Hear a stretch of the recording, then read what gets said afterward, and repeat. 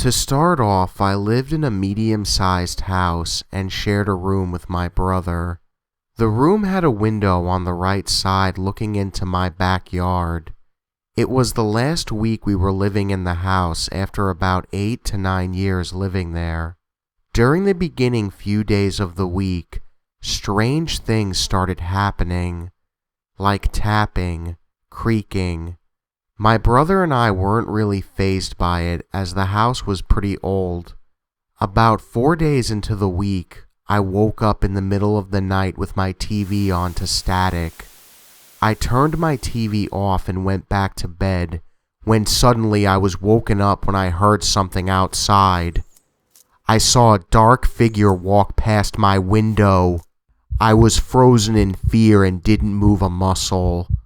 After about 15 minutes of petrifying fear, I realized my brother was awake too, and him and I ran to my parents' room. They told us it was nothing and to go back to bed, so unfortunately, we did. The next day, at about the same time, I woke up to the sound of running water in my bathroom. I got scared shitless, but I had to stand up and turn the water off. As I got into my bathroom and turned the faucet off, I saw the same figure that I had seen the previous night staring at me through the small window. I remember its piercing eyes to this day. It was dark, so I couldn't really see its body clearly, but it looked almost human besides the fact that its eyes were a glowing white color that felt like they were piercing into my soul. I bolted out of the bathroom, woke my brother up, and gunned it upstairs to my parents' room. My dad was pissed that we woke him up again, so he decided to check what was outside himself. He was horrified at what he saw on the cameras. The cameras caught a quick glimpse of a black figure walk into frame right before all the cameras went to static. My dad didn't want to call the police as they would have thought he was insane trying to explain that a monster was stalking his kids. The next morning, I asked my brother if he woke up and if anything happened to him in the nights prior to what happened. He said he had woken up but not seen anyone or anything. The next couple of nights were eventless, but since we were still freaked out, we were on high alert and wanted to make sure nothing happened at night.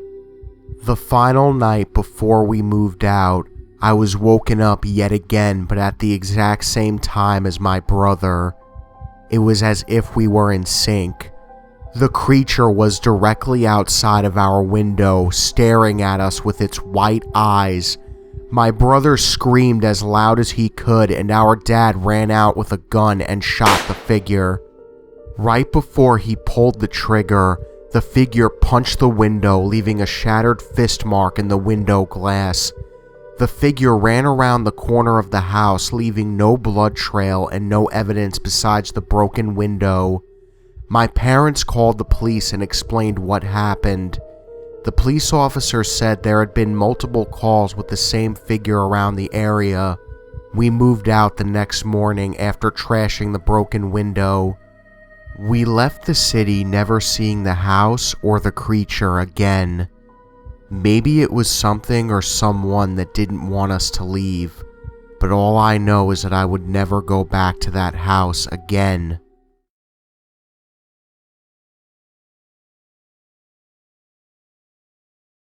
I grew up in a house with most of my family, which a lot of them claim was haunted. But until my late childhood, I never believed a word. Not until the night I fell asleep in my mom's bed. To start, I'm an adult now, in my late 20s. I live with my wife-to-be in Canada. The story I want to tell happened when I was 9, and I never really talked about it.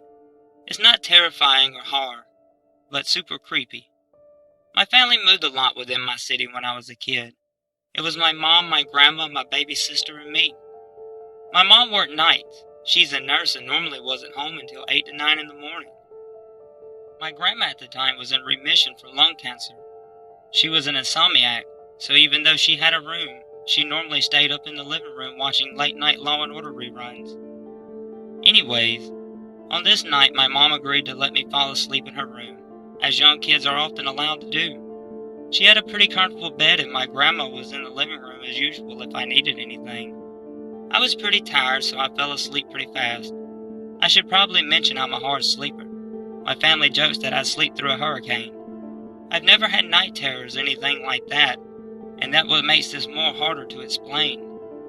My mom went to work right after I went to bed, gone for the night to her job.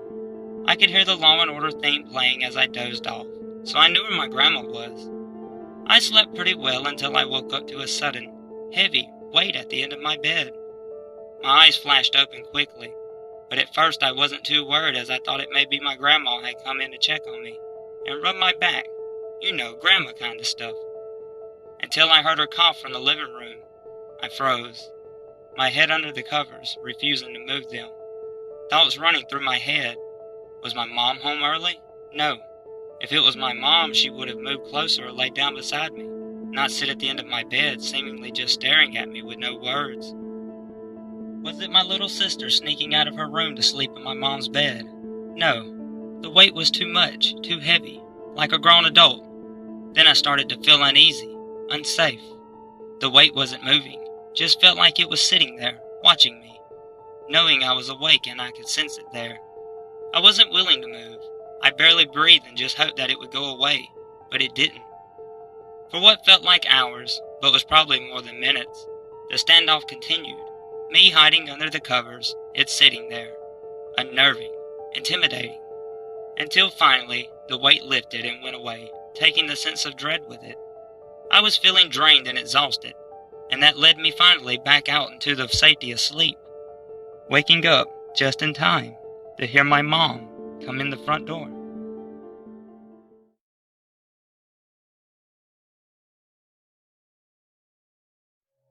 My father and I didn't have a very good relationship when I was younger. He never hit me, but he yelled a lot and emotionally abused me. I remember being terrified to tell him about my grades if they were low, or if I had accidentally lost something. I just knew he would explode. The only comforting memories I have of him are when he used to leave the hallway light on for me if I got too scared of the dark, or when he would come check up on me in the middle of the night. However, this all changed when I entered middle school. I noticed some odd changes in his behavior. He always seemed worried or jumpy at something, and I noticed he often got up multiple times during the night, paced around for a bit, and then went back to bed. I tried to chalk this up to sleepwalking and the jumpiness because of something at work or with a friend, but he had never mentioned anything strange happening at work, nor have I known him to sleepwalk. Even so, I kept trying to brush it off. He is my father, after all. There had to be an explanation. I figured he would talk when he was ready, and I was almost too scared to ask him why he got up in the middle of the night. Something nagged at me that it could be something terrible that I wasn't ready to hear yet. Ignorance is bliss when you're that young. Anyways, over the next few weeks, the strange behavior began to escalate more and more until it happened. This is something I'll never forget.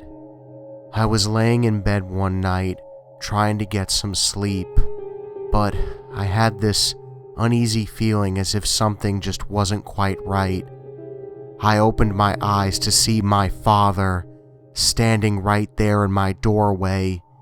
He was motionless, eyes open wide and just staring. I felt extremely creeped out. He never did this when he was checking up on me. It was as if some demon was possessing him, causing him to be frozen to that spot. A creepy and very wide smile spread across his face, and I squealed, hiding under my covers and crying. I didn't come out until I heard his footsteps move away from the door. The next morning, which was a Saturday, it was as if nothing had happened.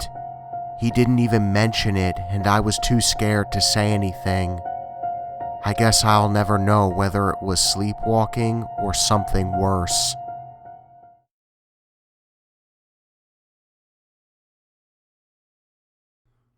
In the year 2013, I was a sophomore in high school in Southern California. I had earlier that year moved to a city called Menifee, which is mainly a suburb for the working folk in Riverside County. Anyways, while I was a new kid, I still was able to make a couple friends pretty quickly. I'm changing their names for ambiguity reasons. Let's call them Bradley, Jacob, and Austin.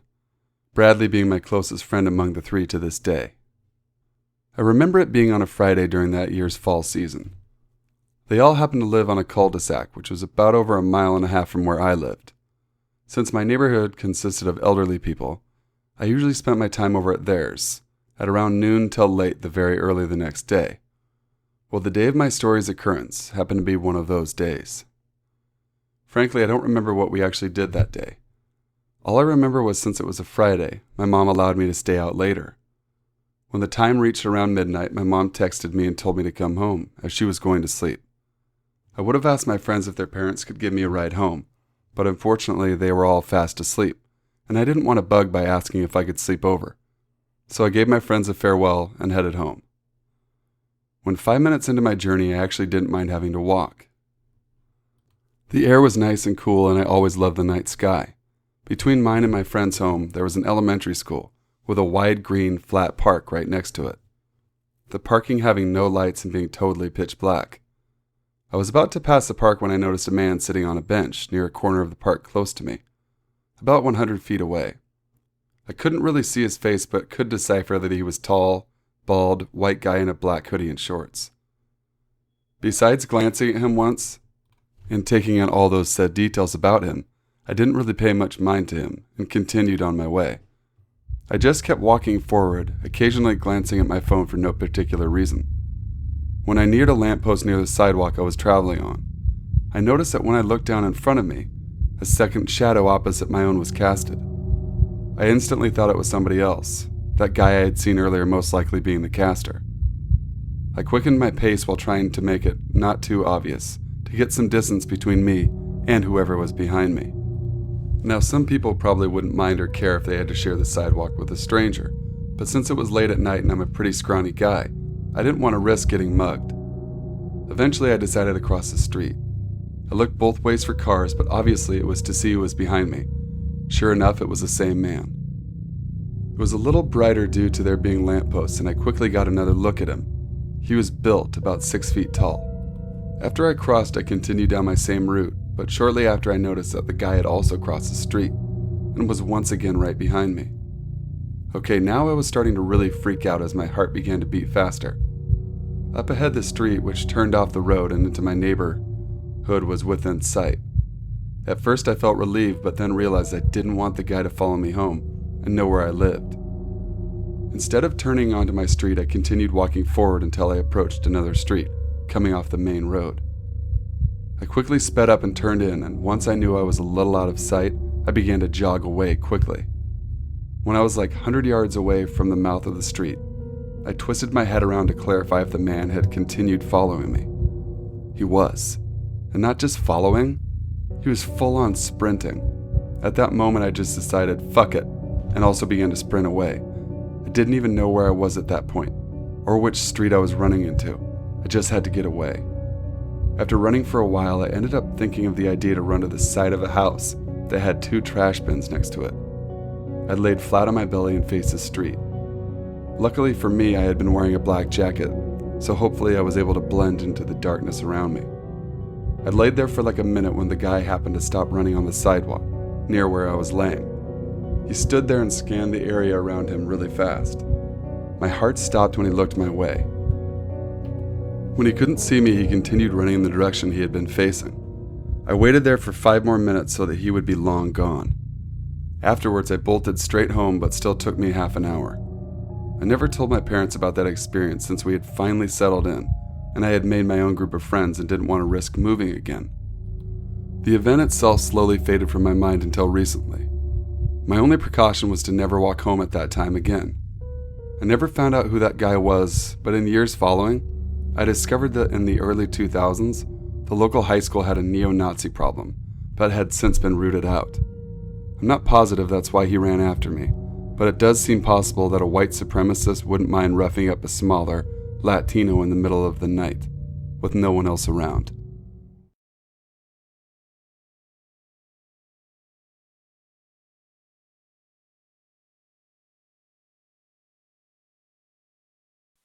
I guess we all have that one area, with a creepy building and a terrifying stories attached to it. Where I live was a building where apparently shadows are not allowed. Now this confused us all because everything has a shadow, and it is quite mind-boggling to think of a place where shadows are not allowed. I have also heard that this building used to be the hotspot for witches and Satanists who do weird rituals in there. I have been invited by a couple of friends of mine, and to be brave and venture into this strange building.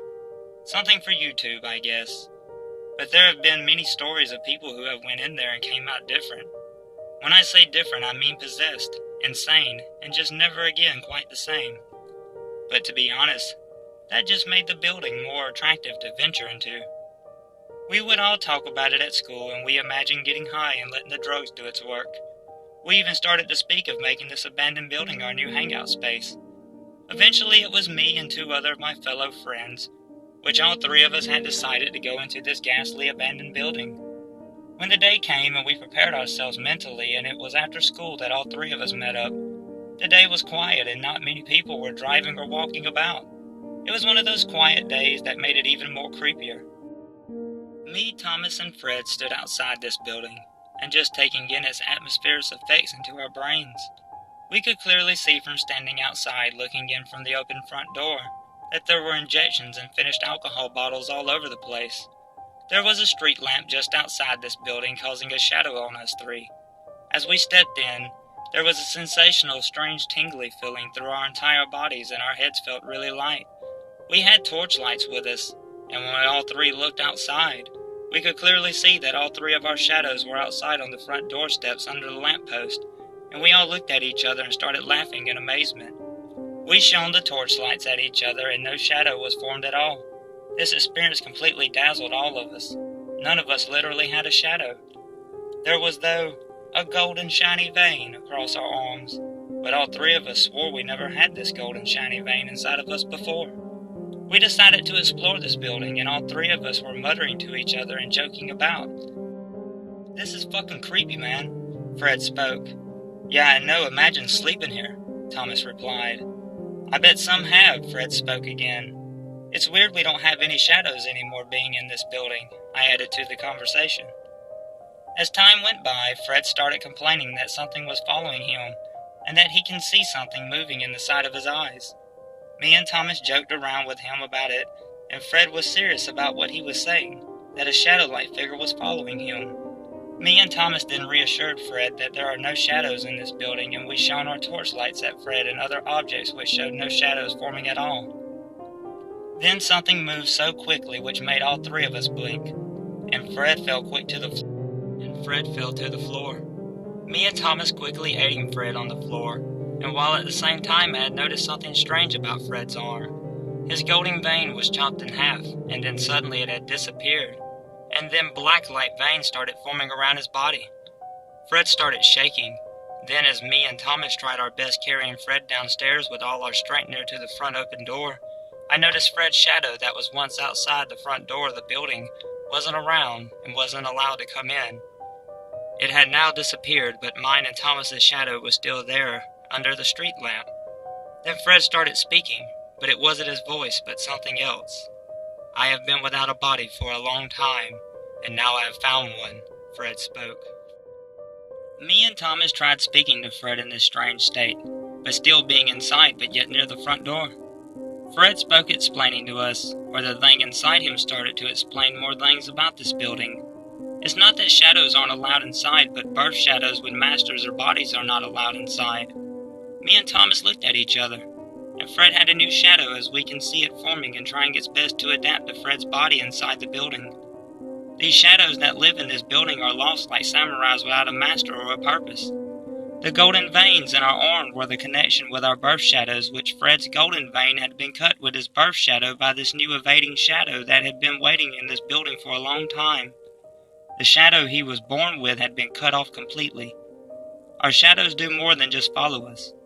They are the first protection against demonic possessions and many more. Me and Thomas knew that we both were also sitting ducks and could end up like Fred. We both quickly dragged Fred out of this building, and mine and Thomas's shadows were now connected with us, except Fred, and we took him to the hospital. Fred is still being treated, and we hope he will get better. I wish we never went in there.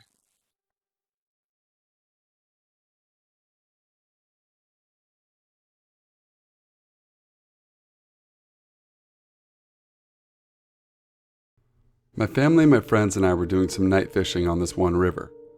We were sitting along the shoreline with a nice fire going, accompanied by the usual idle talk and a few beers, laughing our asses off, finding out that one of our friends was extremely ticklish.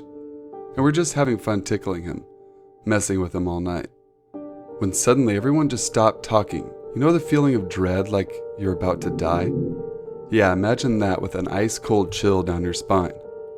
We were all looking everywhere trying to find out where that chill was coming from. We see something off from across the river, and it felt as if death was staring back. It was a very uneasy feeling. That was when a blood-curdling sound erupted from the left side of our camp that froze everyone in their tracks. The sound was unlike anything I'd ever heard, and it made every hair on our bodies vibrate and tingle. It was a little girl at the very top of the hill, and her jaws dropped. This girl was maybe 15 or 16. She was dressed in mid-Victorian era clothing, just staring right at us with eyes bulged wide. We were just sitting there, scared shitless. She opens her mouth way bigger than should even be possible for a human, and she lets out this scream that can only be described as someone being gutted alive, or a woman being set on fire. Just this high-pitched, blood-curdling scream. We all jump out of our skin, when just as suddenly another scream was let loose, with way more force than the other. At this point, we gunned for the car, and we left. We never went back for our stuff.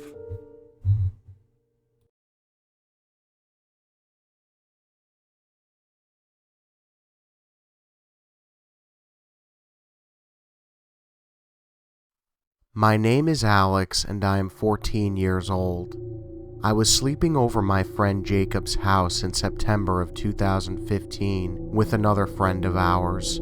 Jacob lives next to a lot of forest land in northeast Pennsylvania. Now, I do not scare easy, but I have always been creeped out by the barren woods around his house at a very young age. The story begins at around 11 at night, with the three of us hanging out in a large field that stretches for about 800 yards from Jacob's house to the very thick woods. We got bored out there after a while and decided to go back to the house. When the three of us were about 200 yards away from the house, we looked back only to find three bright road flares scattered far apart from each other in the field.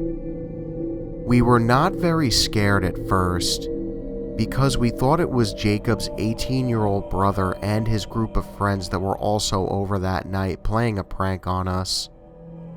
We walk a bit further to see that Jacob's brother and his friends were hanging out by the house, so there was no possible way that they could have lit the flares. His brother, along with his friends, began asking us why we lit the flares out in the field. We explained that we thought it was them who did it. As soon as we said that, the whole field lit up with spotlights and car headlights from all of the 18-year-olds and Jacob's dad. Whoever the trespassers were put very sharp pieces of scrap metal next to the car tires, almost like they were trying to sabotage us, as if we were going to come after them with any kind of vehicle, so they tried to pop the tires. The group keeps saying that they were seeing multiple silhouettes of people running along the edges of the high-grassed fields and woods. Joe, one of the 18-year-olds, went chasing after one of the trespassers, who he had seen sprinting into the woods. He lost the guy, but what he brought back with him still sends chills down my spine. Joe brought back a potato with a very sinister face drawn onto it. that he said he found on the ground. Time passed and Jacob's dad told us to stand up on the tree fort that their family had built with a spotlight. The tree fort was about 35 yards into the woods and was lower to the ground. We were standing up there scared shitless, searching the woods with the spotlight. About an hour passed and we all decided to end the search. When we all began driving back to the house, Joe once again saw a shadow, but get this, he saw two shadows that came from directly underneath the tree fort, then ran off. This time, Jacob's dad went to go check it out because he saw the figures as well. 15 minutes later, his dad came back with a strange look on his face. He did not see the vandalizers, but brought back something that made me want to pass out. A second potato with an even more evil-looking face on it that he found underneath the tree fort. The stalkers that were on the property were a few feet below where we had been standing for nearly an hour. Now, to some people, this would be just a normal case of pranksters. Believe me, it was more than that. The question I ask myself to this day is what the hell were a group of very stealthy people doing on a large property in the middle of nowhere? Even if it were the very few neighbors that lived nearby, they are all in their older years and would not have the desire nor stealth to pull this prank. I also wonder how stealthy the group of trespassers must have been not to be seen by our whole group with vehicles and spotlights. We didn't even see their bodies. All we ever got to see of them were their shadows and the horrific traces they left behind. Lastly, there had been 3 road flares that had been lit on the opposite sides of the field at practically the same time, which would have exposed them, but their stealth was quite incredible.